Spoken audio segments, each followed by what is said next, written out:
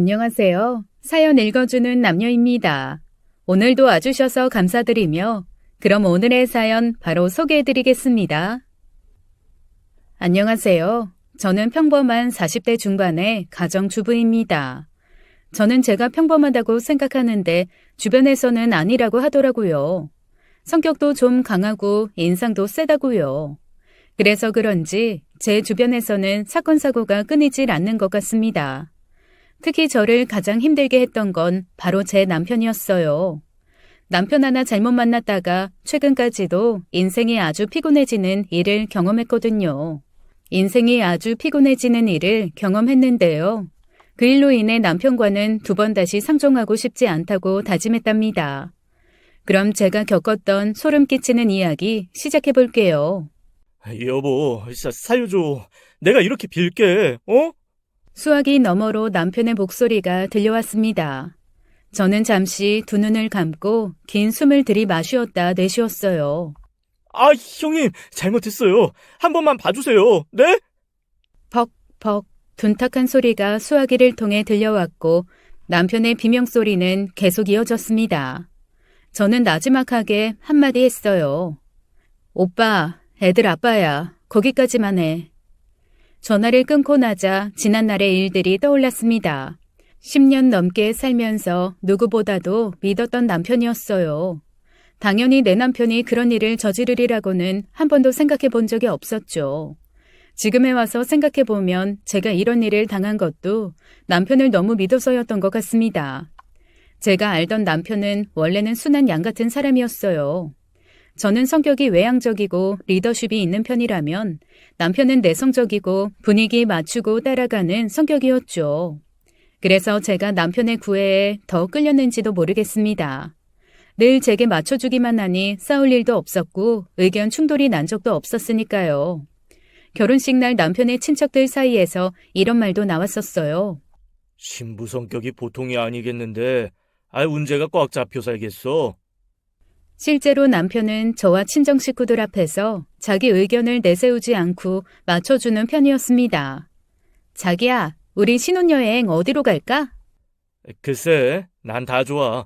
당신이 가고 싶은 데가 어딘데? 왜 맨날 내 의견을 물어? 자기가 가고 싶은 곳을 말해보라니까. 그럼 나는 몰디브 가고 싶어. 몰디브? 거긴 바다 말고는 아무것도 없잖아. 게다가 거기가 좀 멀어? 비행기를 10시간도 넘게 타야 되잖아. 가면 좋긴 하겠지만 가는 길이 너무 멀어서 힘들 것 같은데. 거기 말고 다른 데 말해봐. 그럼 가까운 오키나와? 나 거긴 가봤어. 다른 데 말해봐. 하와이? 신혼부부들이 제일 좋아하는 데가 하와이라던데. 거기도 괜찮긴 한데. 근데 자기야, 필리핀 보홀은 어때? 나 옛날부터 고래상어 보러 꼭 가보고 싶었거든. 그래, 그러자. 자기야, 근데 처음부터 신혼여행지는 보홀로 정했던 거지?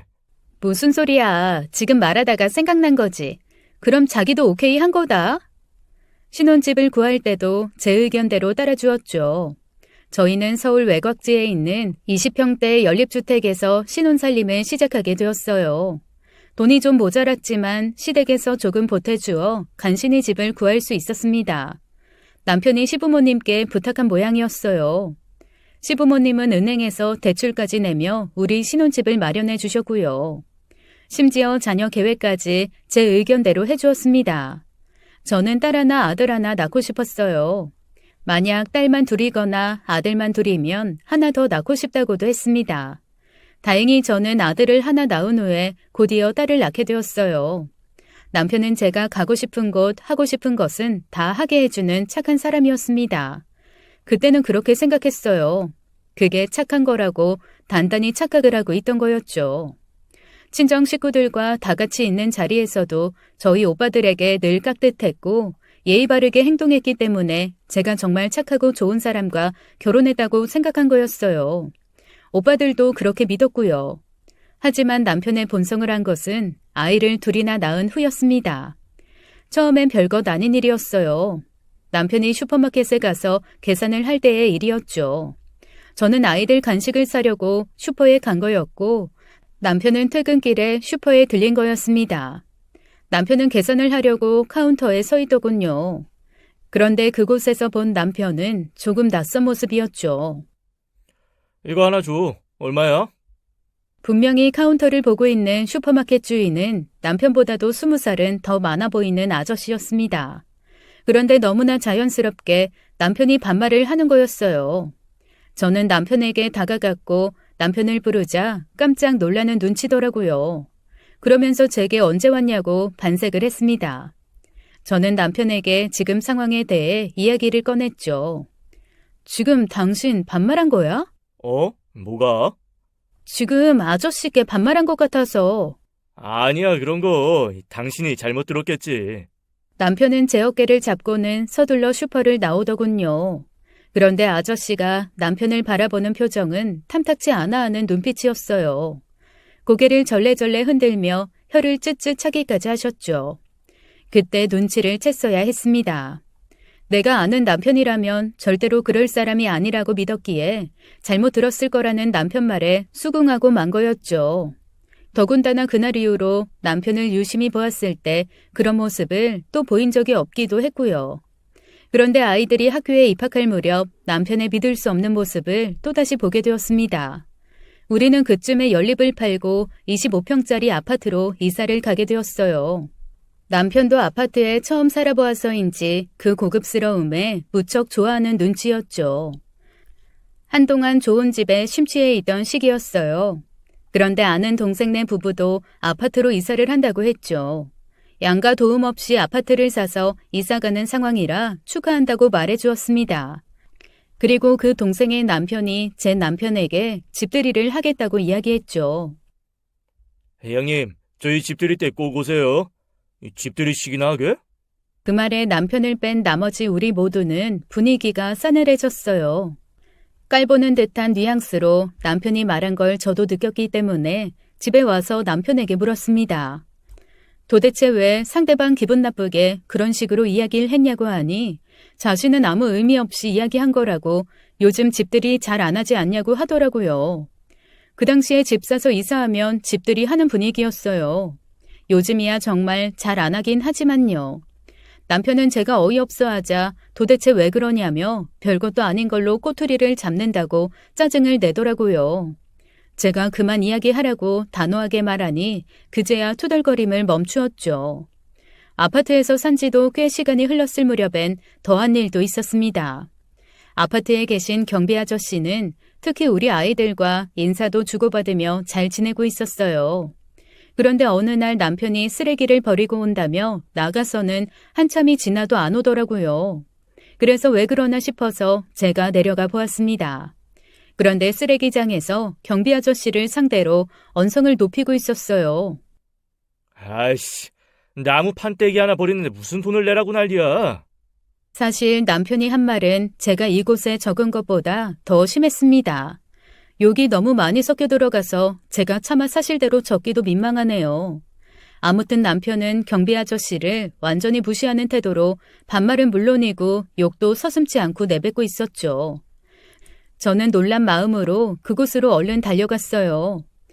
제가 나타나자 남편은 또다시 별일 없었다는 듯이 목소리를 낮추더라고요. 상황을 보아하니 경비 아저씨는 나무는 쓰레기 수거가 안 되니 폐기물 스티커를 붙이라고 한 거였고 남편은 왜 작은 나무떼기 하나 버리는데 돈을 내라고 하냐고 욕을 하며 따져 묻고 있던 거였습니다. 평소 우리 아이들과 저와는 잘 지내던 경비 아저씨였기에 제가 너무 민망하더라고요. 저는 남편에게 폐기물 스티커 붙이는 거야 당연한 건데 왜 욕까지 하며 연세도 많으신 어른께 반말까지 하냐고 쏘아붙였습니다. 그러자 남편은 본인이 더 억울하다는 식으로 상황을 모면하려고 하더라고요. 저는 남편과 집으로 올라온 후에 지갑을 들고 빵집에 갔습니다. 빵과 우유를 사서 한 보따리 사들고 경비 아저씨를 찾아가 죄송하다고 말씀드리며 스티커 값을 드렸어요. 경비 아저씨는 괜찮다고 말씀하시긴 했지만 표정은 여전히 언짢아 보이셨죠. 그리고는 조금 머뭇거리다가 제게 한마디 하시더라고요. 그 집 아저씨가 성격이 아주 불같아요. 지난번엔 청소 아줌마랑도 싸웠다더라고. 그 아줌마 앞에다가 보란듯이 쓰레기를 던져서 아줌마가 한마디 했더니 아주 난리도 아니었다더라고. 그런데 어떻게 그런 사람이 아예 엄마 앞에서는 꼼짝도 못하는지 그거 참 신기하네요. 아유, 내가 별말을 다 하네. 그냥 속상해서 아무 말이나 했다고 생각하고 신경 쓰지 마세요. 저는 그 일로 인해 남편의 인성에 대해 무척 실망했습니다. 여전히 저와 친정 식구들에게는 다정하고 착한 사람인 척했지만 자기보다 조금 약해 보인다 싶으면 아주 센 척을 하더라고요. 그 아파트에 오래 살수록 남편에 대한 사람들의 인식은 점점 안 좋아져만 갔어요. 인성 쓰레기라는 별명까지 붙었다는 말을 뒤에서 돌아 들었으니 말 다 했죠. 남편은 자신이 회사에서 받은 스트레스를 자신도 모르게 가족이 아닌 다른 사람들에게 풀어온 것 같다며 다시는 그러지 않겠다고 맹세하더라고요. 저는 알겠다고는 했지만 한편으로 우리 가족들에게도 저러는 날이 올까 봐서 마음 한켠에 불안과 걱정이 생겼습니다. 그러던 어느 날이었어요.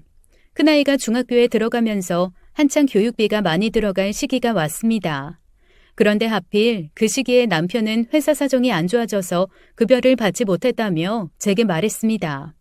그래서 남편이 무려 1년간 생활비를 주지 않았어요. 그때는 저도 일을 하지 않던 시기였어요.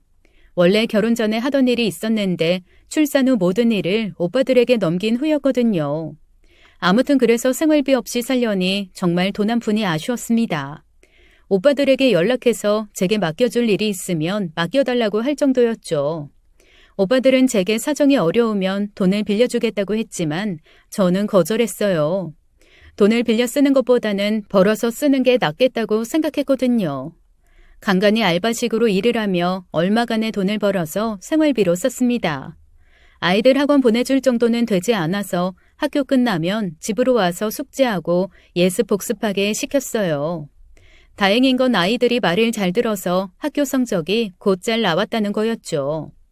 큰아이 고등학교 들어가기 전까지만이라도 남편 회사 일이 정상화되길 바라고 있었어요. 가끔 남편이 돈을 가져오긴 했는데 정말 얼마 되지 않았습니다. 그 당시 월급이 200만 원 정도였는데 남편이 가져오는 월급은 50만 원 정도였으니까요. 그러던 어느 날이었어요. 회사에서 집으로 전화가 왔더라고요. 남편이 회사에 나오지 않았다고요. 남편은 분명 회사에 가는 것처럼 하고 나갔는데 말입니다. 그래서 제가 회사 직원에게 그랬죠. 남편이 저한텐 회사에 안 간다고는 말 안 했는데요. 회사에서 임금을 제대로 안 주니까 그러는 거 아니겠어요? 회사가 아직도 많이 어려운 거예요. 빨리 정상화돼서 밀린 월급이 제대로 나와야 될 텐데 걱정이네요. 네? 그럴 리가요. 제가 격리라서 회사 직원들 월급 전부 입금해서 알거든요. 조 대리님 임금 253만 원 늘 입금해 드렸는데요. 지금까지 저희 회사 사장님이 직원들 월급 밀린 적 한 번도 없으세요. 뭔가 오해가 있으신가 보네요. 격리라던 그 직원은 제게 숨기는 것 없이 아주 요목조목 잘도 말해주더군요. 아마도 남편의 평소 행실 때문에 앙심이라도 품은 것처럼 말입니다. 저는 그 격리에게 그동안 월급 명세서 나온 것 좀 볼 수 있냐고 물었고 회사에 찾아오면 주겠다고 했습니다. 저는 회사를 찾아가 남편의 1년치 월급 명세서를 받았어요. 그리고 분노를 금치 못했습니다. 제가 알던 월급 200만 원이 아닌 253만 원에 상여금까지 하면 300만 원을 훌쩍 넘는 금액이었어요. 그리고 그 격리 말대로 매달 월급 명세서가 지급되었더군요. 저는 너무 화가 났어요. 화를 가라앉히려고 제 주변에 불을 모두 껐습니다. 아이들은 잠을 자느라 각자 방에 들어갔고 저는 불 꺼진 거실에 조용히 앉아 있었어요. 그리고 남편을 기다렸습니다. 한밤중이 되어서야 남편이 들어오더군요. 어이없는 건 남편이 일하고 오느라 힘들었다며 자켓을 벗더라고요. 아우, 힘들다. 오늘따라 일이 많아가지고. 많이 힘들었다고? 당신 오늘 회사 안 갔잖아. 격리 직원이 전화 왔던데. 어? 남편은 정말 깜짝 놀라더라고요. 뱁새 같던 눈이 지금까지 저렇게 커졌던 적이 있던가 과거를 돌아볼 지경이었죠. 어디 갔다 왔어? 제가 꼬치꼬치 캐묻자 남편이 갑자기 울먹이며 눈물을 흘리더군요. 사실 나 요즘 너무 힘들어. 회사에서 직원들이 날 따돌리는 것 같기도 하고 정신적으로 힘들어서 한강 다녀왔어. 하지만 감정적으로 나오는 남편에게 휘둘릴 제가 아니었습니다. 핸드폰 내놔봐. 어? 갑자기 핸드폰은 왜? 내놔봐. 저는 남편 핸드폰을 뒤져보았습니다. 어쩐 일인지 문자고 통화 내역이고 싹 비워져 있더라고요. 다 지웠네? 뭐 내가 보면 안 되는 거라도 있어? 무슨 소리야? 나는 그냥 핸드폰에 이것저것 문자랑 전화 통화 내역 있으면 지저분해 보여서 지운 거야. 평소에도 잘 지워. 근데 당신 오늘 왜 그래? 내가 회사 일 때문에 힘들다는 얘기 안 들려? 저는 남편 앞에 월급 명세서 1년치를 던졌어요. 종이들이 남편 가슴에 맞고 떨어지며 흩어졌죠. 남편은 얼굴이 하얗게 질리며 눈빛이 흔들리더군요. 설명해봐. 그동안 돈 없다고 나한테 생활비도 안 줬잖아. 그게... 여보, 정말 미안해. 남편은 갑자기 제 앞에 무릎을 꿇었습니다. 아까는 눈물에 이제는 무릎까지 꿇으며 변명을 대기 시작한 거였죠. 사실 우리 아버지가 몸이 안 좋으셔. 당신한테 말 안 해서 미안해. 당신 걱정할까봐 말 못했어. 근데 아버지 병원에 입원하셔서 수술비랑 입원비도 갚아주고 생활비도 좀 드렸어. 아버님 지금 입원 중이셔? 어? 그런데 내일 퇴원하시니까 당신은 가볼 필요 없어. 아버지 좀 괜찮아지시면 그때 같이 찾아뵙자. 그 말을 듣는데 치가 다 떨리더라고요. 내 남편이 원래 이런 사람이었나 싶어서 소름이 돋기까지 하더라고요. 어쩜 눈앞에 빤히 보이는 거짓말을 하는 건지 이해가 가지 않았습니다. 왜냐하면 아버님과는 제가 바로 어제까지도 만났었기 때문이었어요. 아버님이 어제 점심때 저희 집에 찾아오셔서 점심밥 좀 달라고 하셔서 식사를 차려드렸거든요. 그러면서 알 수 없는 이야기를 하고 가셨었어요. 그때는 그 대화 내용이 뭔지 전혀 몰랐지만 오늘 일이 터진 후에야 짐작이 가더군요. 어제 아버님이 식사를 하러 오신 것도 이상한데 그보다 더 이상한 말씀을 하셨거든요. 된장국 맛이 좋다. 내가 갑자기 찾아와서 불편해 죽겠지. 그래도 조금만 기다려봐라. 내가 조만간 큰 거 하나 가지고 물을 테니까. 불편하긴요. 별로 차린 것도 없는데요. 근데 큰 거라뇨? 어떤 거요? 아버님 요새 낚시라도 하세요? 낚시. 그 비슷한 거긴 하지. 뭐 하시는데요? 아무튼 그런 게 있다. 그나저나 네가 나 때문에 고생이 많구나. 제가 아버님 때문에 고생한 일이 있어요? 이거 밥 차려드린 거요? 아니다. 넌 아직 몰라도 돼. 그럼 나 간다. 아버님, 요새 아프신 데는 없으시죠? 아무래도 치매가 오신 건 아닌가 해서 여쭌 거였어요. 그럼. 나 아직 젊다. 아버님은 당최 알아듣지 못할 말만 하시고는 뭐가 기분이 좋으신지 껄껄 웃으시며 나가셨습니다. 제가 모르는 무슨 좋은 일이 있나 보다라고만 생각했어요. 아무튼 그렇게 멀쩡한 모습으로 저희 집에 씩씩하게 들어와 밥 2그릇 뚝딱 하고 가신 아버님이 입원을 했다니 말도 안 되는 소리였어요. 저는 남편에게 어제 일을 말하며 왜 거짓말을 하느냐고 따져 물었죠. 눈에 뻔히 보이는 거짓말을 하는 게 너무나 가증스럽더군요. 제가 빠져나갈 구멍 없이 따져 물으니 그제야 진실이 조금 쏟아져 나왔습니다. 사실대로 말할 테니까 대신 화내기 없기다. 알았지? 됐고 빨리 사실대로 말해봐. 아버지가 돈이 필요하다고 하셔서 돈 좀 빌려드렸어. 근데 사실대로 말하면 자기가 걱정할까봐 핑계를 좀 댔는데 아버지가 어제 다녀가신 줄은 몰랐지. 아버님이 어제 말씀하신 게 그거였구나? 큰 거 어쩌고 하시더니. 아버지가 얘기하셨어? 그러면서 남편은 제가 이미 다 알고 있는 줄 알고는 제가 모르는 이야기까지 덧붙여 하더군요. 알고 보니 시아버지가 남편과 함께 주식을 하고 있다고 했습니다. 그리고 더불어 시아버지가 바다 이야기라는 게임장에 드나들었다는 거였죠.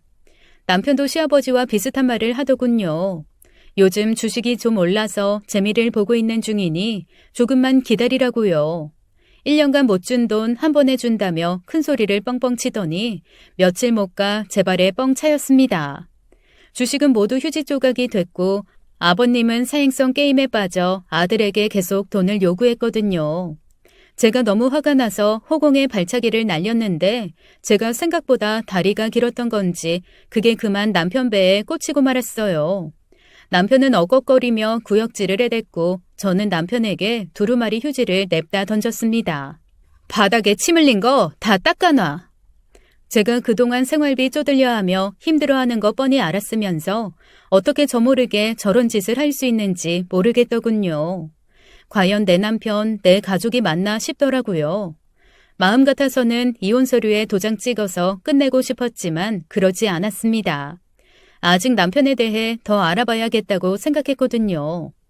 당장 이혼 서류 제출하고 싶은 심정인데 시어머니가 전화가 와서는 네 시아버지 생신인데 어떻게 할 거냐고 묻더라고요. 어머님, 제가 총 맞았어요? 지금 상황에 아버님 생신상 차리게요. 저 그냥은 못 넘어가요. 그럼 뭐 생신상 안 차리고 그냥 못 넘어가면 우리 운재한테 복수라도 하게? 아무리 그런 일이 있었기로써니 네가 뭐 이혼이라도 할 거니? 애도 둘이나 있는 애 엄마가 애들 생각을 해야지. 살다 보면 이런 일도 있고 저런 일도 있는 거지. 네가 참아야지 어쩔 거야. 어쩜 아버님이랑 똑같이 얘기를 하는지 이래서 부부인가 보다 싶었습니다.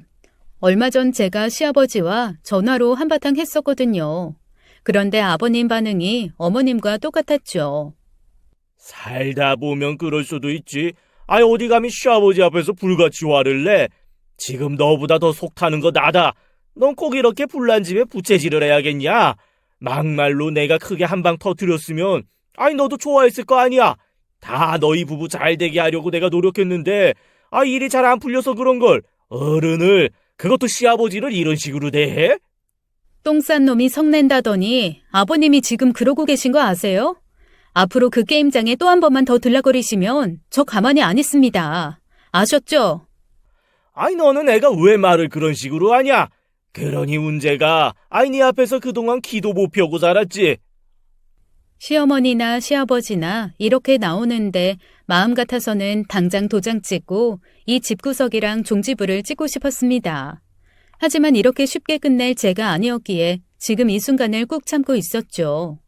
게다가 시아버지가 말씀하신 건 사실이 아니었어요. 남편은 제 앞에서 길을 못 펴고 산 게 아닙니다. 그저 본능적으로 그런 것일 뿐이었죠. 남편은 강약, 약강인 사람이었습니다. 강한 자 앞에서는 약해지고 약한 자 앞에서는 강해지는 사람이요. 게다가 입만 열면 거짓말을 달고 사는 사람이었죠. 아이들 학교 보내놓고 식탁에 앉아 얼음을 씹어먹는데 오빠에게서 전화가 오더군요. 금주야, 너 큰 돈 벌게 생겼다. 오빠의 그 말은 결코 좋은 소식이 아니었습니다. 저는 한숨을 크게 내쉬며 물었죠. 얼마나? 큰 거 한 장은 좋게 되겠어. 큰 거 한 장이면 1억은 넘는다는 소리였어요. 생각 좀 해볼게. 저는 조용히 전화를 끊고 앞으로의 계획을 생각했습니다. 며칠 후 가장 친한 친구에게서 전화가 왔어요. 저와 10대 때부터 알아온 사이고 허물없이 이것저것 다 이야기하는 사이였기에 남편과의 일도 전부 털어놓았죠. 모든 이야기를 다 들은 친구가 자기 일처럼 흥분하더니 마지막에 한마디 남기더군요. 미친 것도 아니고 왜 그런다니? 미친 개는 몽둥이가 약이라는데 사람이라 때릴 수도 없고 내가 다 열받는다. 미친 개? 미안. 내가 너무 흥분해서. 내가 말이 좀 심했나? 아니, 전혀. 고맙다, 친구야. 도움이 됐어. 저는 전화를 끊자마자 오빠들에게 전화를 걸었습니다.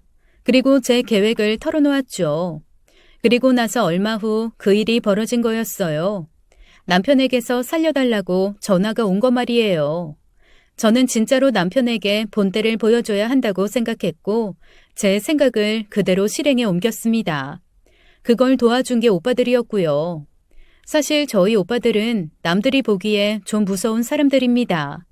사채업도 하고 탐정일도 하고 있거든요. 원래 본업은 사설 탐정이었는데 제가 결혼 전에 하던 사채업을 이전받아서 겸업을 하고 있었어요. 젊은 여자가 사채업을 한다고 하면 우습게 생각하고 돈들을 빌려가는데 저는 그동안 이 일을 하면서 한 번도 돈을 못 받아본 일이 없었습니다.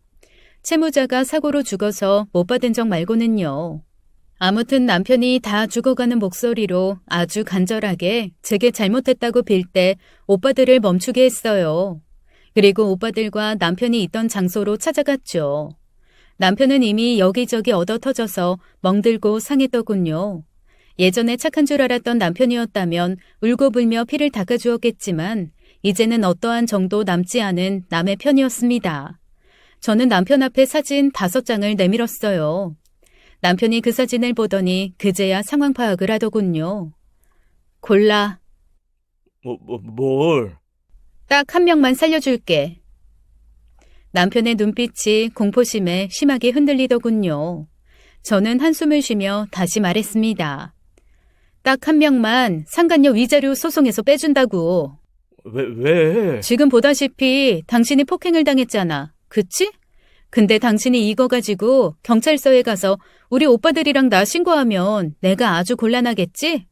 그러니까 이 여자들 중 딱 한 명 빼주는 조건으로 당신도 신고하지 말라고. 어때? 남편은 불륜녀들이 위자료를 내던지 말던지 자기랑 상관없는데 자기가 왜 그래야 하냐고 하더라고요. 그럼 영원히 그냥 묻히던지. 저는 일부러 겁을 좀 주려고 드럼통을 발로 툭툭 건드렸어요. 강약 약강인 남편이라면 이 정도에도 쭈그러들 게 분명했으니까요. 역시나 제 예상이 맞더군요. 남편은 우습게도 5명의 불륜녀들 중에 한 명을 고르더군요. 얘야? 알겠어. 당신 멍 다 빠지고 나면 소송 시작될 거야. 그리고 내일부터 회사는 나가지 말고 내가 전화해놨어. 당신 아프다고. 남편은 쭈그리고 앉아 고개를 끄덕이더군요. 이런 남자를 뭐가 좋아서 만났었는지 참 저도 눈이 삐었었더라고요. 남편을 본고에 태워 큰오빠네 집으로 보냈습니다. 집으로 데려가면 아이들이 놀랄까 봐서요. 아이들이 아빠를 찾을 때면 지방 출장을 갔다고 했어요. 애들에게만은 거짓말하기 싫었는데 어쩔 수 없었습니다. 보름 정도 시간이 흐르고 남편 멍도 조금씩 사라져갈 쯤 저는 이혼 소송과 함께 상간녀 위자료 소송을 시작했어요. 남편도 집으로 들어왔고요. 저는 아이들에게 우리 가족이 앞으로 더 행복하게 살기 위해 아빠와 이혼을 하게 될 거라고 설명해 주었습니다. 마냥 어리기만 한 아이들도 아니었고 저를 닮아 강심장이기도 했기에 솔직하게 있는 사실 그대로 이야기해 주었어요. 이 일로 인해 아이들은 제 아빠에게 무척 실망했죠. 소송 진행은 순탄하게 진행되었습니다.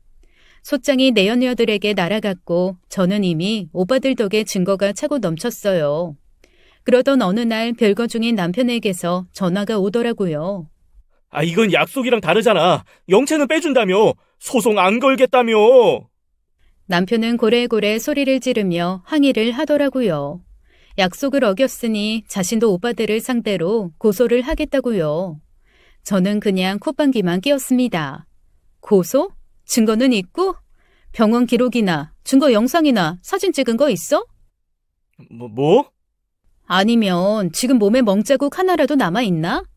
내가 왜 상간녀 소송을 3주 뒤에 했는지 생각해 본 적은 있어? 멍청하기는. 남편은 말문이 막히는지 방향을 바꿔서 애원과 호소를 하기 시작했습니다.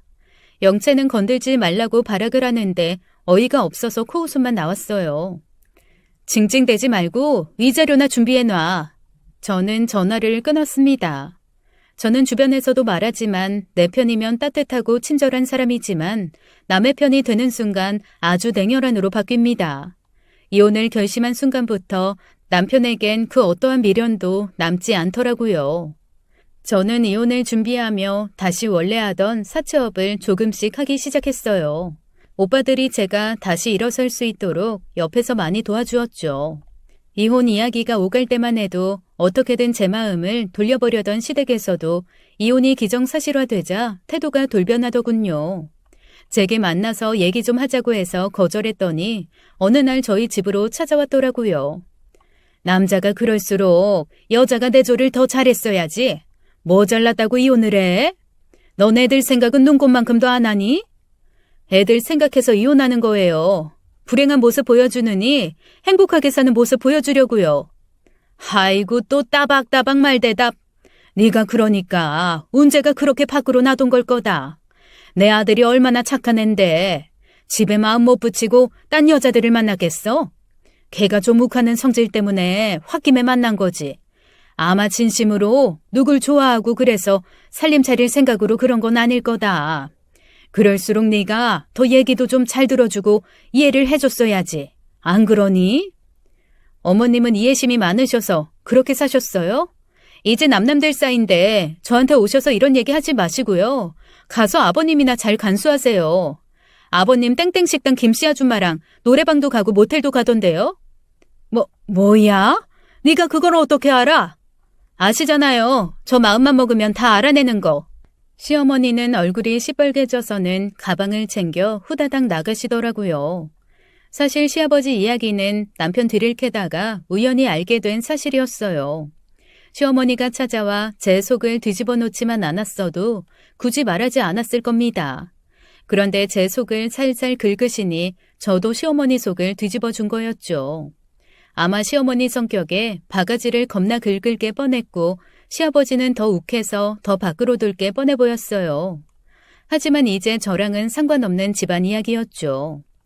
이혼 판결을 받는 날 법원에서 남편을 보게 되었는데 이혼하기 싫다고 저한테 매달릴 때는 언제고 처음 보는 새 여자랑 팔짱까지 끼고 보란듯이 나타났더군요. 제 앞에서 뽀뽀하고 꼴값을 떠는데 웃기지도 않았습니다. 앞으로 우리 애들이 저 꼴 안 봐도 돼서 다행이란 생각만 들었어요. 앞으로 양육비나 다달이 똑바로 줘. 넌 내 여자친구들한테 1억이 넘게 쳐받아놓고 양육비까지 받아가려고 그러냐? 진짜 양심도 없다. 그게 양심이랑 무슨 상관이야? 받을 거 받고 끝내는 게 당연한 거지. 당신도 양육비 뺑이 칠 생각하지도 마. 내 성격 알지? 당하고는 절대 가만히 안 있는 성격인 거. 명심해, 양육비. 그게 남편과의 마지막일 거라고 생각했어요. 저는 아이들을 챙기며 악착같이 일을 했습니다. 밤 12시가 넘어서 들어오는 날도 있어서 아이들에게 미안했지만 아이들은 오히려 그런 저를 응원해주고 챙겨주었어요. 그나마 다행인 건 남편이 보내는 양육비 덕에 아이들 학원을 보내줄 수 있었던 겁니다. 그렇게 한 2년 정도 아무 문제 없이 살았던 것 같아요. 그런데 어느 날부터 전 남편에게 연락도 없이 양육비가 들어오지 않기 시작했어요. 저는 혹시 남편이 죽었나라는 생각이 들었습니다. 전 남편과는 2번 다시 연락하고 싶지 않았지만 양육비 때문에 문자를 보냈습니다. 양육비 안 들어왔던데 어떻게 된 거야? 그런데 답도 없고 전화도 없더군요. 몇 번 더 비슷한 문자를 보내놓았어요. 그런데도 아무 연락도 없었습니다. 전화도 받지 않고요. 그렇게 3개월이 훌쩍 지나더군요. 더 이상은 안 되겠다 싶어서 남편을 찾아가야겠다고 생각했습니다. 이혼 후 아이들은 전 남편과 연락을 주고받고 있었기 때문에 아이들에게 전 남편의 주소를 물었어요. 아이들이 아는 주소를 문자에 찍어서 남편에게 한 번 더 말했습니다. 이번 주 주중에 양육비 안 넣으면 주말에 찾아간다. 이 주소 맞지? 라고요. 그랬더니 그동안 한 번도 연락이 없던 남편에게서 전화가 오더군요. 저는 전화를 받자마자 양육비 입금하라고 말했어요. 그런데 상대방 수화기에서 들려오는 목소리는 전 남편이 아닌 여자 목소리였습니다. 저는 전 남편의 예전 내연녀 중 한 명이라 생각하고 넘겨짚으며 물었어요. 혹시 오영채 씨? 그러자 그 여자가 아니라고 하더군요. 그런데 그 목소리가 분노에 좀 떨리는 듯 했어요. 오영채? 그 여자가 누군지는 모르겠고 당신 왜 자꾸 내 남편한테 문자해요? 남편? 혹시 조은재 재혼했어요? 참 제주도 좋네. 나 조은재 전부인인데 양육비 안 들어와서 연락한 거예요. 앞으로 양육비는 나한테 얘기해요. 내 남편한테 어떤 연락도 하지 말아요. 앞으로 내 남편한테 문자든 전화든 자꾸 연락하면 양육비 절대 안 줄 줄 알아. 내 말 알겠어요? 앞으로 할 말 있으면 나한테 해요. 그러면서 자기 연락처까지 알려주더군요. 만약 전 남편이 재혼을 한 상태라면 새 아내로서 전부인과 연락하는 게 기분 나쁠 수는 있죠. 그래도 그 여자는 너무나 일방적인 태도를 취하더군요.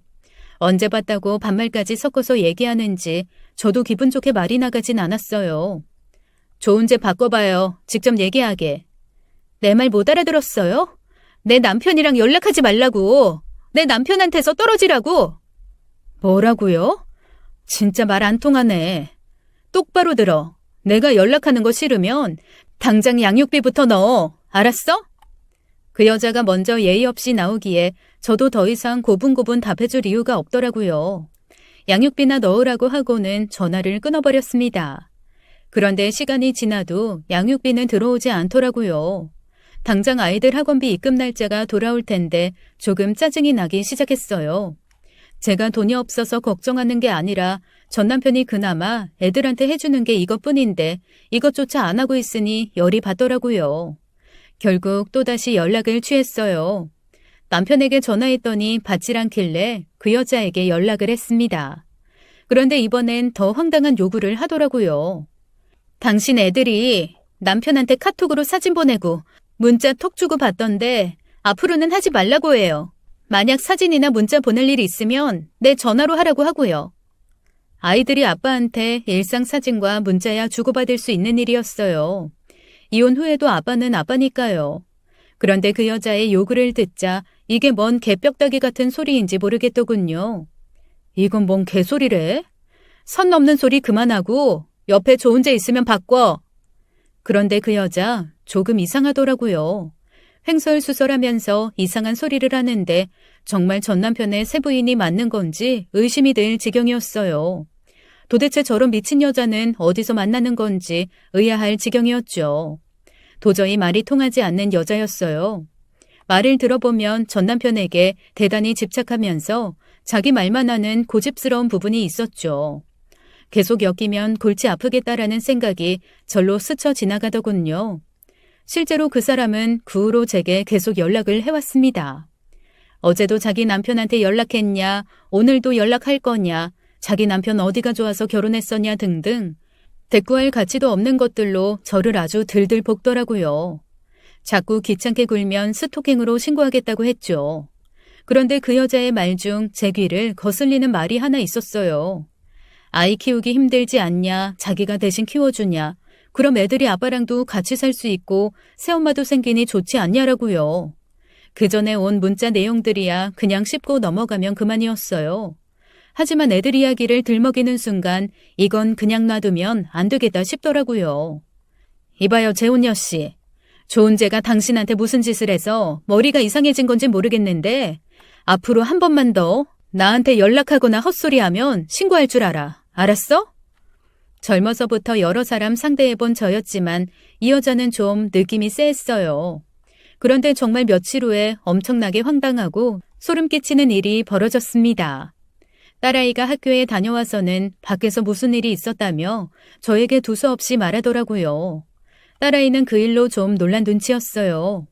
학교에서 오자마자 가방만 벗어 던지더니 제 앞에서 따다다다 쉬지 않고 말했습니다. 엄마, 어떤 모르는 아줌마가 학교 앞에서 나 끌고 가려고 했어. 뭐? 그게 무슨 말이야? 자기가 아빠 부인이라면서 아빠 집에서 같이 살자면서 끌고 가려는 거야. 자기한테 새엄마라고 부르라면서. 그래서 막 도망쳐서 바로 집으로 온 거야. 엄마, 그 아줌마 완전 이상해. 미친 사람 같았어. 딸아이의 말을 듣는데 화가 머리끝까지 나더라고요. 분명히 선 넘지 말라고 했는데 그 여자가 먼저 선을 넘은 것이었습니다. 저는 아이와 대화한 내용을 녹음해두고 남편과 통화를 시도했어요. 그런데 여전히 남편은 뒤로 빠져 있는 것인지 당최 전화 연결이 되질 않더라고요. 저는 바로 그 여자를 경찰에 스토킹으로 신고했습니다. 스토킹 행위를 반복적으로 할 경우 처벌한다고 경고를 했다더군요. 그러던 어느 날 갑자기 시어머니로부터 연락이 왔습니다. 평소라면 절대로 받지 않을 전화였지만 양육비나 재혼녀 일도 있고 해서 어쩔 수 없이 받았어요. 남편과 이혼할 때 보이던 어머님의 악감정은 어디 가고 제게 반색을 하시더라고요. 생전 묻지도 않던 안부를 제게 다 물으시더니 전화한 용건을 말씀하셨어요. 지오엠이야, 내가 아주 큰 실수를 했다. 언제가 너랑 헤어진다 어쩐다 해도 내가 뜯어 말렸어야 했는데 재혼한답시고 아주 이상한 애를 데려와서 살림을 차렸는데 사이좋던 모자 사이 다 갈라놓고 아주 요물도 그런 요물이 없구나. 어머님 말로는 남편이 저와 이혼 후 거의 6개월 만에 재혼을 했다고 했습니다.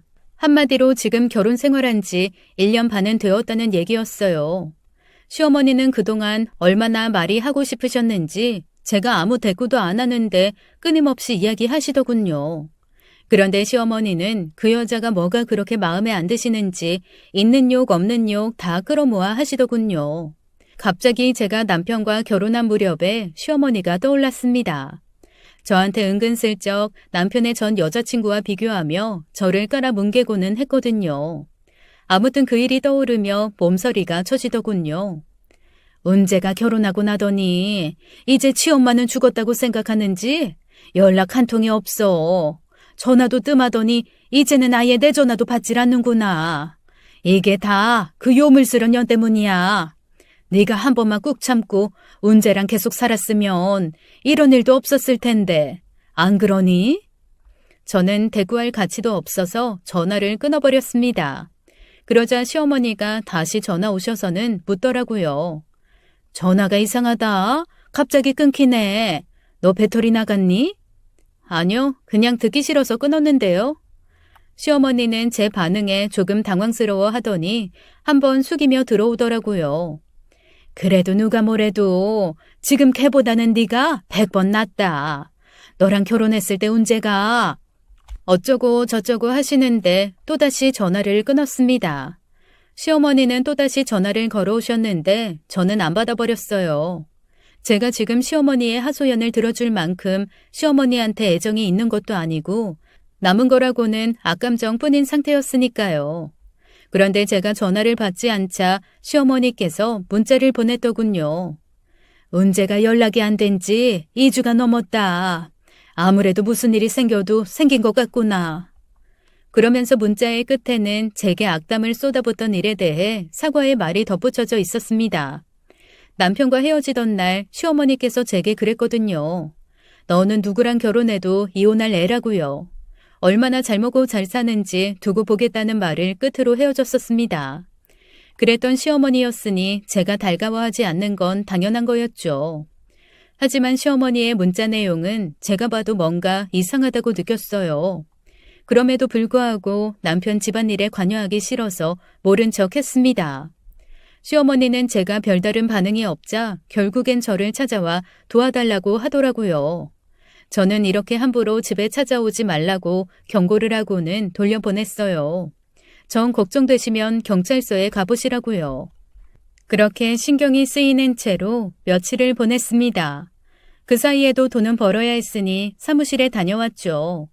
퇴근 후 피곤한 몸을 간신히 이끌어 소파 위로 던졌습니다. 씻지도 못한 채 소파에 누워버린 거였죠.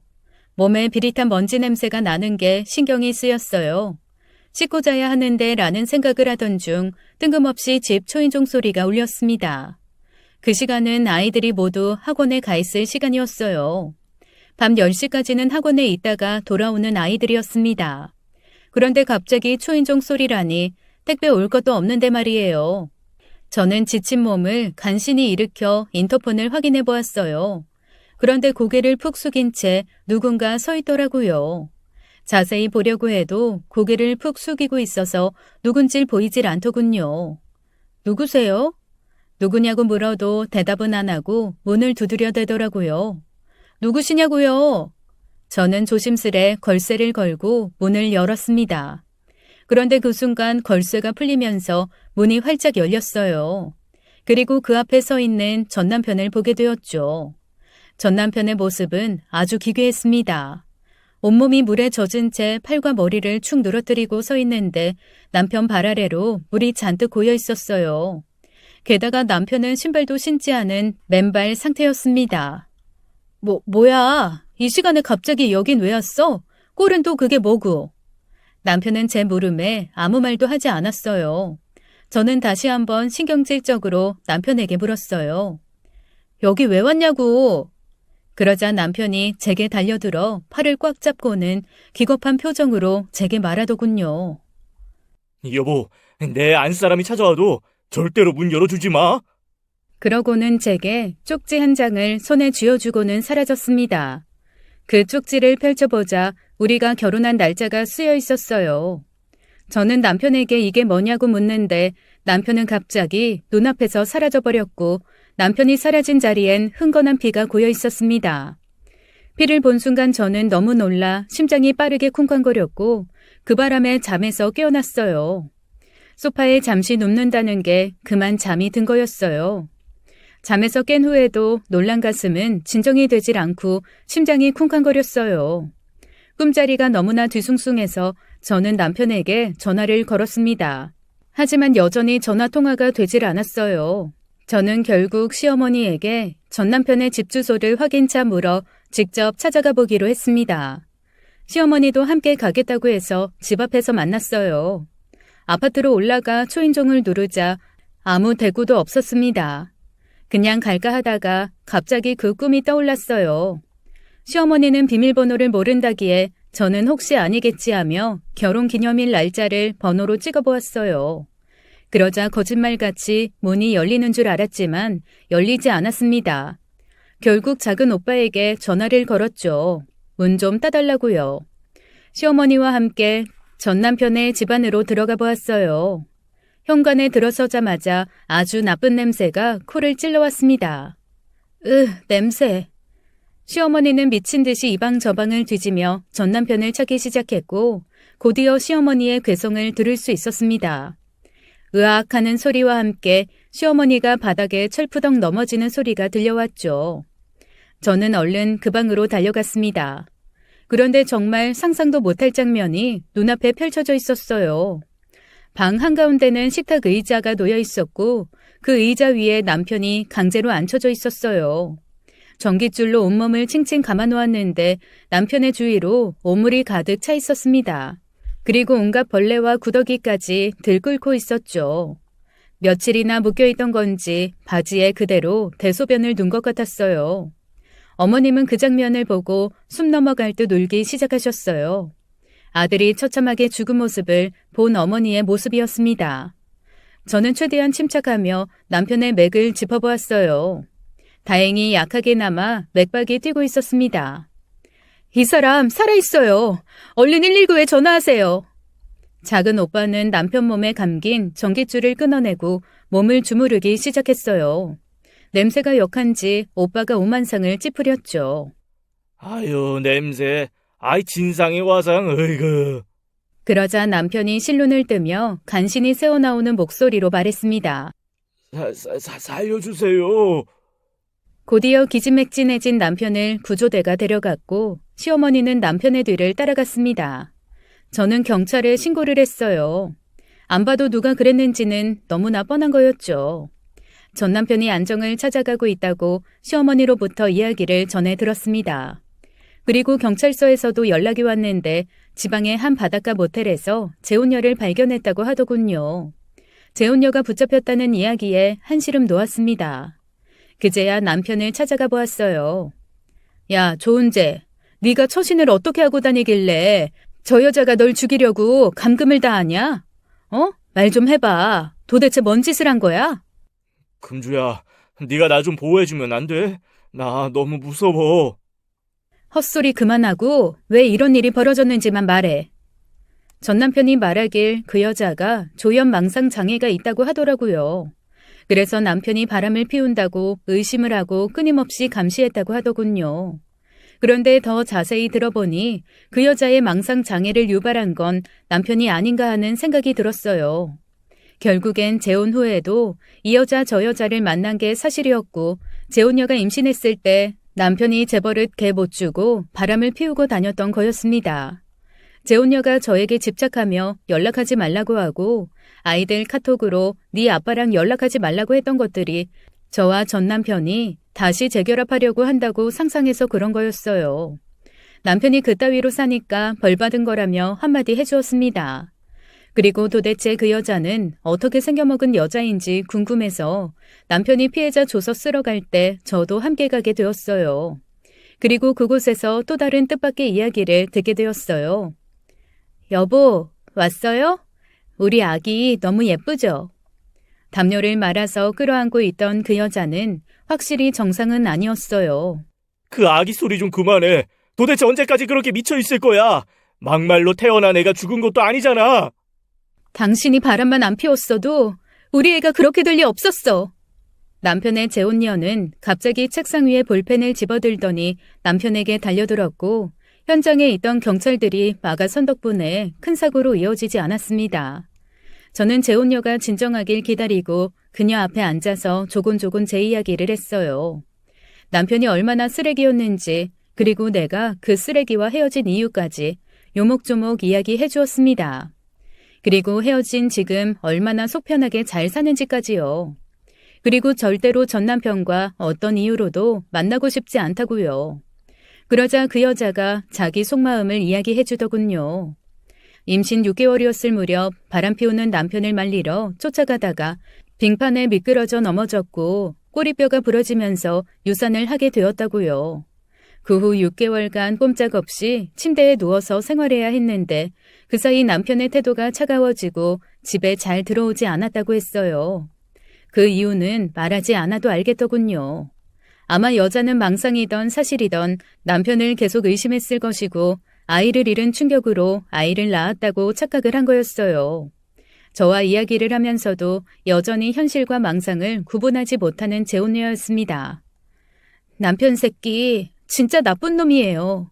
나랑 말다툼하다가 우리 애를 발로 차고 때리기까지 했다고요. 그래서 내가 벌 준 거예요. 죽어도 싼 놈이니까. 재혼녀는 자신은 잘못이 없다며 억울하다고 경찰들에게 이야기를 했고 남편은 당장 이혼하자고 난리도 아니었습니다.